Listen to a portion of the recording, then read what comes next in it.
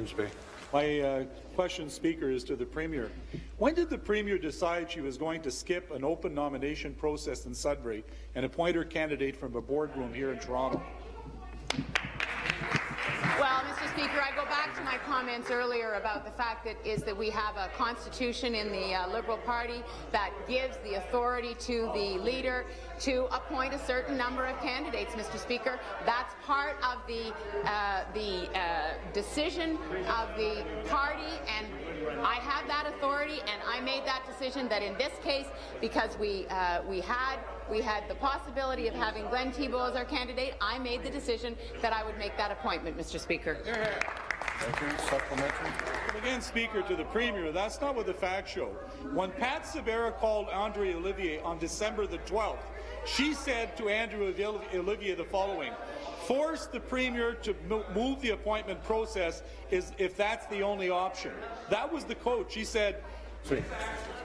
Seated, please. Two things. Number one, the dialogue that's going on between members of the two caucuses at the back will stop. I bring order to the House, sir. And the second thing is let's try to tie this into government business, please. Again, when Pat Sabera called Andrew Olivier on December the 12th, she said to Andrew Olivier his actions would, quote, force the Premier to move the appointment process if that's the only option available. She said to Andrew, you've been asked by the leader and by the Premier to make a decision to step aside to allow Glenn to have an opportunity uncontested. So the question is, there are two stories here. The Premier claims she made up her mind previously, but the facts in regard... Thank you. The Deputy House Leader will come to order. Here you are. Excuse me, your time is up. Premier. Deputy Premier.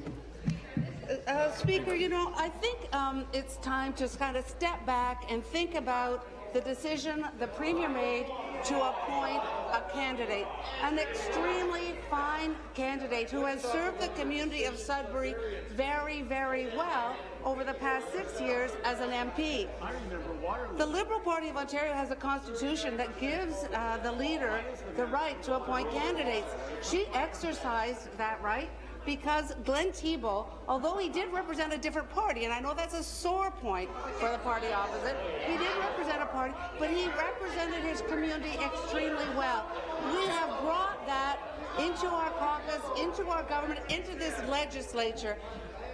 The focus of the party opposite on this personal destruction, and it's not just since the House came back, the whole campaign they ran was based on destruction of an individual. Speaker, we're proud of our... Thank you. New question.